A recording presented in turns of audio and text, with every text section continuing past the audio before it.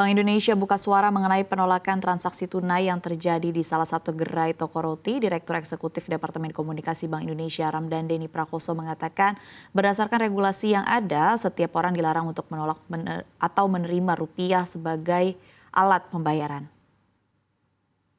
Denny mengungkapkan hal itu diatur pasal 33 ayat 2 dalam Undang-Undang Nomor 7 Tahun 2011 tentang mata uang. Mengacu pada ketentuan tersebut, masyarakat dapat menggunakan rupiah melalui kanal tunai maupun non-tunai dalam setiap transaksi. Misalnya menggunakan kartu atau kris. Pemilihan kanal pembayaran bersifat fleksibel dan didasarkan pada kenyamanan dan kesepakatan antara pihak yang bertransaksi. Menurut Denny, Bank Indonesia mendorong penggunaan pembayaran non-tunai karena cepat, mudah, murah, aman, dan juga handal. Namun demikian, tantangan demografi dan geografis di Indonesia membuat uang tunai masih sangat diperlukan dan dipergunakan dalam transaksi di berbagai wilayah.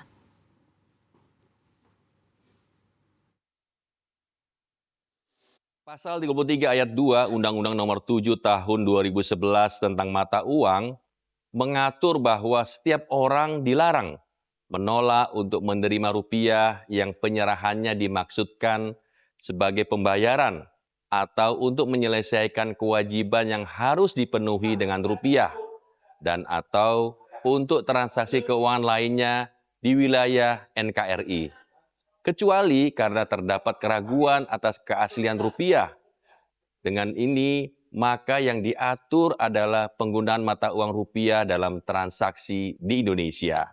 Penggunaan rupiah untuk alat transaksi sistem pembayaran dapat menggunakan instrumen pembayaran tunai atau non-tunai, sesuai kenyamanan dan kesepakatan pihak-pihak yang bertransaksi. Bank Indonesia mendorong penggunaan pembayaran non-tunai karena cepat, mudah, murah, aman, dan handal.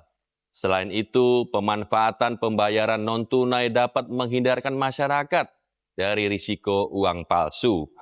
Namun demikian, tantangan demografi dan geografis di Indonesia membuat uang tunai masih sangat diperlukan dan dipergunakan dalam transaksi di berbagai wilayah.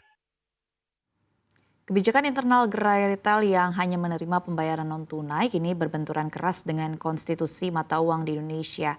Berdasarkan Undang-Undang Nomor 7 Tahun 2011, setiap pihak yang menolak pembayaran rupiah, termasuk dalam bentuk tunai, dapat dijerat sanksi pidana kurungan hingga denda ratusan juta rupiah. Pada Desember 2025, sebuah insiden di salah satu gerai roti menjadi viral setelah pegawai toko menolak pembayaran tunai dari seorang nenek dengan alasan hanya menerima kris. Tindakan ini secara eksplisit melanggar pasal 33 ayat 2 Undang-Undang Mata Uang yang melarang setiap orang menolak menerima rupiah untuk transaksi keuangan di dalam negeri.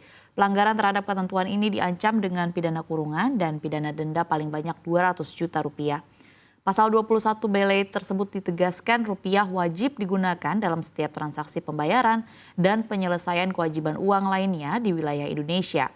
Satu-satunya alasan legal untuk menolak rupiah adalah jika terdapat keraguan atas keaslian fisik uang tersebut.